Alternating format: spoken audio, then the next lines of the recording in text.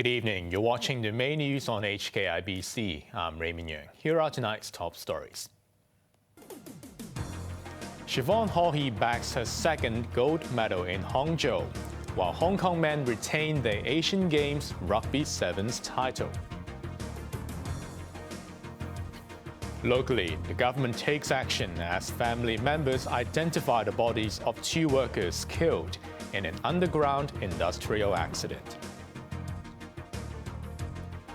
And a fresh spat erupts between Beijing and Manila as the Philippine Coast Guard cuts off a Chinese floating barrier. Hong Kong swimming sensation Siobhan Haughey has set a new Asian record in the women's 100 meters freestyle to win gold. After making a new games record in the 200 meters freestyle yesterday, Haughey's gold rush continued as she hit the water and surged ahead. By the time she turned around for the return lap, she was in contention for an Asian record. She clocked in at 52.17 seconds, smashing the previous mark by 1/10 of a second. This was her 4th medal in the Games so far. Hong Kong have successfully defended their Rugby Sevens title at the Asian Games, defeating South Korea in the final. Hong Kong's women made history by winning their first Sevens medal, beating Thailand to take bronze. Sachin Kabra reports. It was the match that kept Hong Kong rugby fans on the edge of their seats. Hong Kong were out to defend the Sevens title, which they captured in the previous Asian Games in Jakarta in 2018. In Hangzhou, they met South Korea in the final. Both sides were on the back foot in the gold medal match, but the SAR got the breakthrough just before halftime, courtesy of Kado Lee. After the break, Liam Doherty crossed over for an easy score, and Hong Kong took a commanding 14-0 lead. The Koreans pulled one back soon after and cut the deficit by half after a successful conversion. But that was as far as they could go. And Hong Kong held on for a 14-7 victory to retain their status as Asian Games rugby champions. Earlier, Hong Kong faced Thailand for 3rd place in the women's competition. After a brief stoppage over a foul, Chong Ka-yan scored the SAR's first try. A successful conversion made it 7-0. Thailand had a try disallowed following a VAR review. The Thais hit back after the break, with Thanapon Huangkit going round the post for the touchdown. But they missed the conversion, leaving Hong Kong in the lead.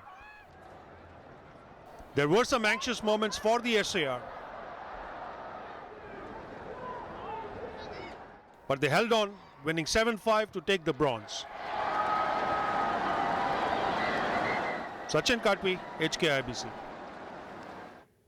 More from the Asian Games later.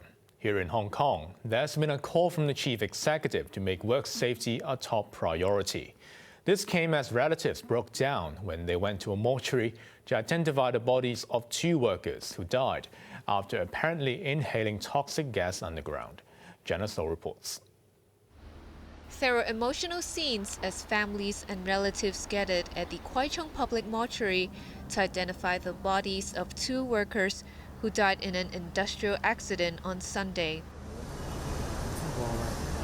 Some broke down when they left. When asked whether the contractor had contacted them, the son of one victim said his family did not want to make statements. The workers, aged 61 and 63, were found unconscious several hours after they went underground to repair pipelines at a construction site in the West Kowloon Cultural District.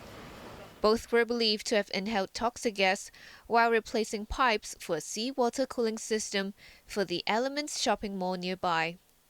The men were supposed to clock out on Saturday evening, but they were found only on the next day after their families and colleagues raised concerns. Labour Minister Chris Sun said a preliminary investigation showed that the contractor did not follow industrial regulations. After we have gathered sufficient evidence, we will consider pressing charges, he added. If convicted, the offender could be jailed for up to 2 years and fined $10 million. The Development Bureau, meanwhile, suspended the contractor, Raft E&M Engineering, from tendering for public contracts. The chief executive expressed his condolences to the victims' families.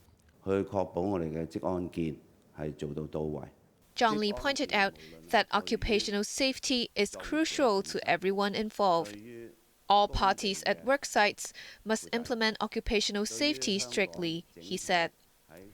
Lee added that the Labour Department inspected other confined working spaces immediately after the tragedy. Janice Low, HKIBC. Chief Executive John Lee has yet to receive an invitation for the San Francisco summit of the Asia-Pacific Economic Cooperation, or APEC. Well, according to APEC guidelines and protocol, the organizer should send invitation to the leader of the respective economies.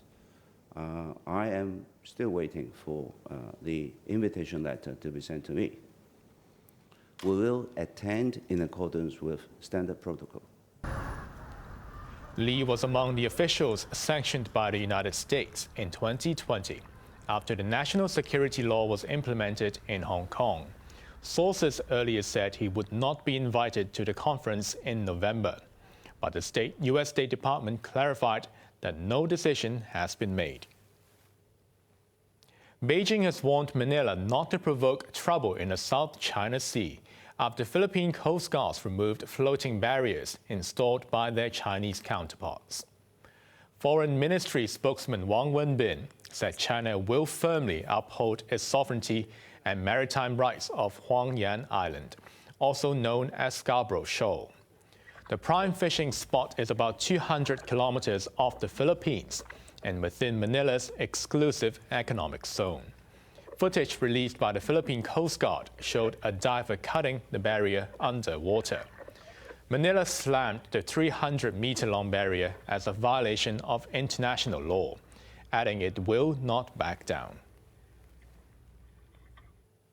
There were red faces in Canada's parliament after an elderly Ukrainian who fought for the Nazis during the Second World War was hailed as a hero and given a standing ovation.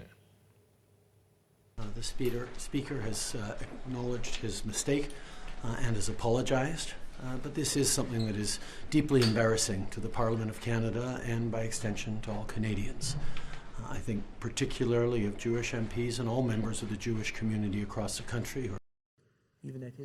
Yaroslav Hunka, aged 98, was invited by Speaker Anthony Rota, who was facing calls for his resignation following the blunder.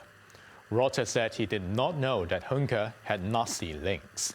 The war veteran was presented to Parliament last Friday during a special session attended by Ukrainian President Volodymyr Zelensky. At least 20 people have been killed and hundreds injured in an explosion at a fuel depot in a disputed region of Nagorno-Karabakh in Azerbaijan. It's not immediately clear what caused the blast in the region's capital, caused the Panakat by ethnic Armenians, and Karkendi by Azerbaijan, which surrounds the enclave. Hospitals were busy treating more than 300 people, many of whom are in critical condition. The blast came as thousands of people continued to flee Karabakh, with some worried about ethnic cleansing, despite Azeri assurances that they will be protected. Tensions have risen since Azerbaijan seized the breakaway region last week.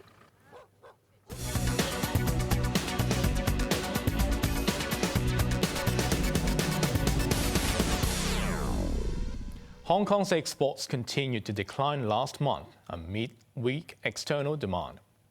Shipments lost ground for the 16th consecutive month, dropping 3.7% year-on-year.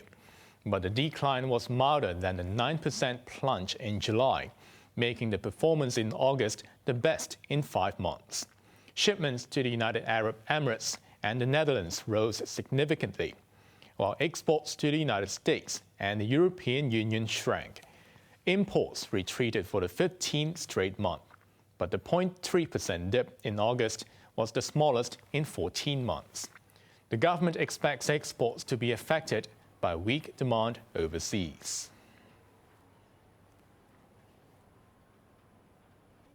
Tech giant Alibaba plans to list its logistics unit Cainiao on the Hong Kong Stock Exchange.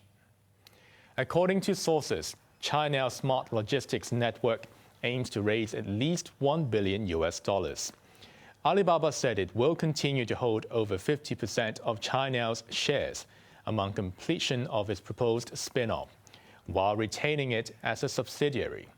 The move is part of one of the most complicated restructuring plans in Alibaba's history, which split the group into 6 business units, with most of them planning to go public.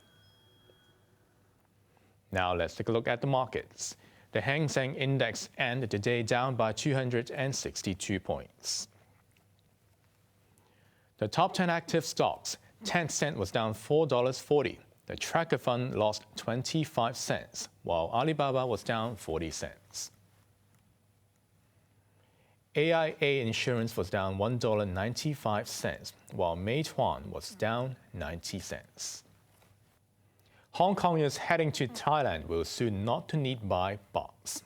That's because the city's monetary authority plans to roll out a bilateral faster payment system, or FPS, with Thailand by the end of the year. This will allow visitors in both places to pay local retailers directly. The authority's Deputy Chief Executive, Howard Lee, said 13 million people have already registered on the system since FPS was launched in Hong Kong 5 years ago. Thailand is the first country that has joined Hong Kong to use the system. He hopes the arrangement will help expand the cross-border payment method. And finally, the weather. Staying very hot tomorrow with the maximum temperature of 33 degrees. Thunderstorms could set in from Thursday ahead of Mid-Autumn Festival.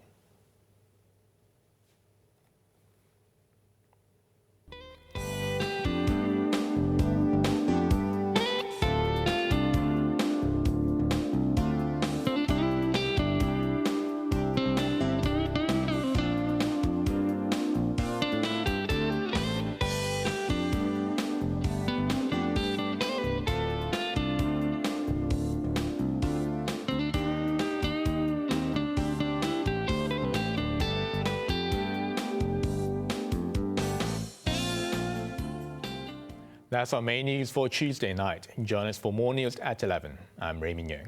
Good night.